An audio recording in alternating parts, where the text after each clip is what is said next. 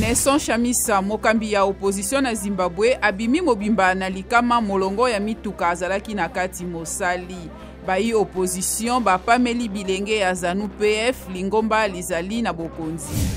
Antonio Guterres kalaka mokonzi ya ONU apameli bakonzi ya lingomba ya bataliban na Afghanistan na kozanga kotosa maebalakaki pona likambo litali bilenge baseka pe basi.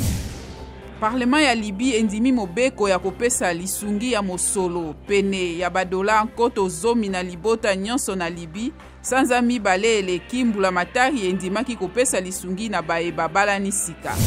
Firme pharmaceutique Moderna elaki kotia mosolo koleka milion kama mitano ya badola pona botongi ya usine na yango na Afrika. Moderna elingi kosala bongo milion kama mitano ya mangwele ya ARNM mobu monso lokola pe mangwele ya COVID-19.